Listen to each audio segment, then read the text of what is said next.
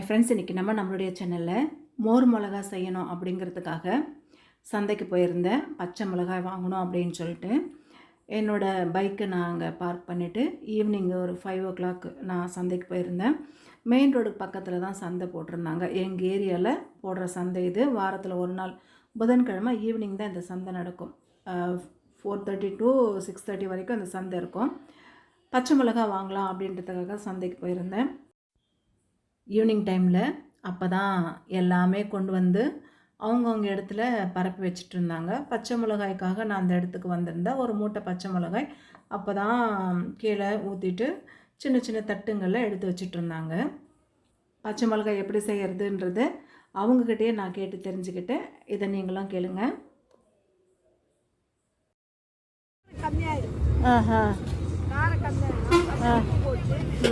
லைட்டாக கொஞ்சம் தண்ணி தான் இருக்கும். சும்மா குளிக்க வச்சு அப்படியே யாரை போட்டு வேக வச்சுட்டு ஆற வச்சுட்டு அதுக்கப்புறம் தான் மோரில் போடணுமா? அப்படியே தான் போடலாம். தயிர் மோர் போடக்கூடாது. தயிர் மிளகா நல்லா திருப்பி ஊற்றி அப்படியே அமுக்கி வச்சுட்டு மருந்து சரி மோரில் போட்டு அதுவும் நல்லா கொஞ்சம் நல்லா இருக்கும். நான் அப்படியே போட்டு இப்போ தான் போட போகிறேன். காரம் இல்லாம இருந்தா தான் நல்லா இருக்கும். ரொம்ப காரமா இருக்கும். சில மிளகா நாங்களே வாயை வைக்க மாட்டோம். காய வச்சுட்டு வறுத்துக்கணும் இல்லைம்மா? அது மோர்ல போட்டாவே காஞ்சிடும்.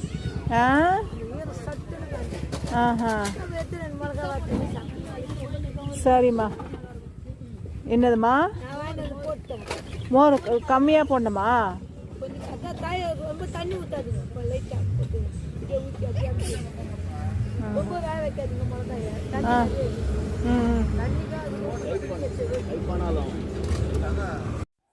ரெண்டு தட்டு நான் வாங்கினேன். ஒரு தட்டு வந்து 20 ரூபா சொல்லியிருந்தாங்க. 2 தட்டு பச்சை மிளகா 40 ரூபா கொடுத்து நான் வாங்கி எடுத்துகிட்டு போயிருந்தேன். இங்கே வந்து காய்கறி மட்டும் இல்லாமல் ட்ரெஸ்ஸு, அதுக்கப்புறம் பேக்கரி ஐட்டமு, அதுக்கப்புறம் வந்து ஸ்நாக்ஸ் ஐட்டம்ஸு எல்லாமே இந்த இடத்துல வச்சுருக்காங்க. நமக்கு என்ன தேவையோ நம்ம வாங்கிக்கலாம். மளிகை சாமானும் இங்கே இருக்கும்.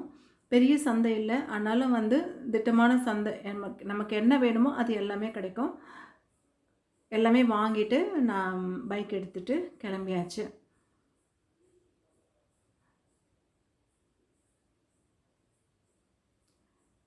இப்போ வந்து வீட்டுக்கு போயிட்டு மோர் மிளகாய் எப்படி செய்யறதுன்னு பார்த்துடலாம். நல்லா வாஷ் பண்ணிவிட்டு வேறு ஒரு பவுலுக்கு இதை மாற்றிட்டு தண்ணியெல்லாம் வற்றினதுக்கப்புறமா நம்ம வந்து கட் பண்ணிக்கணும். இப்போ அந்த கார்னரில் நடுவில் கட் பண்ணி எடுத்துக்கணும். அந்த ஹோல் வழியாக உப்பு காரம் நல்லா இறங்கும் அப்படிங்கிறதுக்காக நான் கட் பண்ணியிருக்கேன். மசாலா நல்லா இறங்கும். அந்த மாதிரி நம்ம கட் பண்ணி போட்டோம்னா இதே போல் எல்லாத்தையும் கட் பண்ணி எடுத்துக்கிட்டு வேறு ஒரு பவுலில் மாற்றியாச்சு.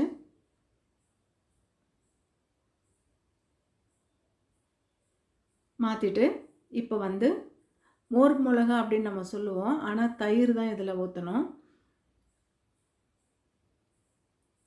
தயிர் ஊற்றி தான் நம்ம செய்ய போகிறோம்.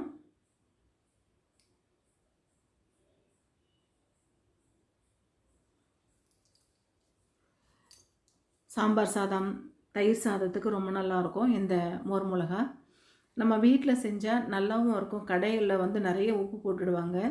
நம்ம வீட்டில் செஞ்சால் நல்லா செஞ்சு நம்ம சாப்பிட்லாம். இப்போ சால்ட்டு நான் போட்டிருக்கேன். நான் ஒரு கைப்பிடி அளவுக்கு நான் சால்ட்டு சேர்த்துருக்கேன். இதில் இந்த அளவுக்கு நான் சேர்த்துருக்கேன். இப்போது தயிர் சேர்த்துருக்கேன். கெட்டி தயிர் இது. தண்ணியெல்லாம் ஊற்றி சேர்க்கல, அப்படியே வாங்கின கெட்டி தயிர் அப்படியே நான் சேர்த்துருக்கேன். ஒரு 50 ml நான் தயிர் சேர்த்துருப்பேன். இதில் உப்பு, அந்த தயிர் ரெண்டுத்தையும் சேர்த்து நல்லா ஷேக் பண்ணிவிட்டு ஒரு பவுலில், பிளாஸ்டிக் பவுலில் நம்ம போட்டு வச்சுக்கணும். ஏன்னா அலுமினியத்தில் போட்டோன்னா சில்லி விழுந்துடும். ஜாடியோ இல்லை பிளாஸ்டிக் பவுலோ நம்ம போட்டு வச்சிடணும். இன்றைக்கி காலையில் நம்ம செஞ்சோன்னா நாளைக்கு காலையில் தான் நம்ம எடுத்து காய வைக்கணும். அது வரைக்கும் அப்படியே இருக்கணும். ஒரு 2 hours ஒன்ஸ் வந்து குலுக்கி விட்டுட்டே இருக்கணும். அப்போ தான் அந்த மோர், அதுக்கடுத்து உப்பு எல்லா இடத்துலையும் நல்லா இறங்கும். இந்த மாதிரி குலுக்கிட்டே இருக்கணும். அப்பப்போ குலுக்கி வச்சுட்டே இருக்கணும். இப்போ இன்றைக்கி காலையில் போட்டது அப்படின்னா அடுத்த நாள் காலையில் நம்ம எடுத்து காய வைக்கலாம். ஒரு பேப்பர் ஷீட்டு போட்டு தான் நான் எடுத்து காய வச்சுருந்தேன். ஒரு நாள் காஞ்சது. ஒரு நாள் நல்ல வெயில் டைமாக இருந்துச்சுன்னா ஒரு நாள் காஞ்சாலே போதும். வெயில் கம்மியாக இருந்ததுன்னா நம்ம 2 நாள் காய வச்சு எடுத்துக்கலாம், கெடாமல் இருக்கும். இப்போ நான் மாடியில் போயிட்டு இந்த மாதிரி காய வச்சு எடுத்து வச்சுருக்கேன். ஒன்றோடு ஒன்று ஒட்டாமல் நம்ம போட்டோன்னா சீக்கிரமாக காஞ்சிரும். இப்போது மோர் மிளகா எப்படி செய்கிறது? தயிர் ஊற்றி தான் நம்ம செய்கிறோம், ஆனால் யூஸ்வலாக மோர் மிளகா அப்படின்னு நம்ம சொல்கிறோம். கொஞ்சம் ஆயில் விட்டுட்டு நான் ஒரு கைப்பிடி அளவுக்கு மோர் மிளகா எடுத்திருக்கேன். நல்லா வறுத்துக்கலாம். நல்லா ப்ரௌன் கலர் வர்ற வரைக்கும் நம்ம வறுத்து எடுத்துக்கணும். எடுத்துட்டு இதை வர ஒரு பிளேட்டுக்கு நம்ம மாற்றிக்கலாம். இதில் வேறு எதுவுமே நம்ம போட்டு மிக்ஸ் பண்ண தேவையில்லை, இதுவே போதும். நல்லா இருந்தது சாப்பிட்றதுக்கு. கூழுக்கெல்லாம் ரொம்ப நல்லாயிருக்கும். கூழ், தயிர் சாதம், சாம்பார் சாதம், இது எல்லாத்துக்குமே ரொம்ப நல்லாயிருக்கும். இதே மாதிரி நீங்களும் செஞ்சு பார்த்துட்டு எப்படி வந்திருக்குன்னு கமெண்ட் பாக்ஸில் கமெண்ட் பண்ணுங்கள். தேங்க்யூ.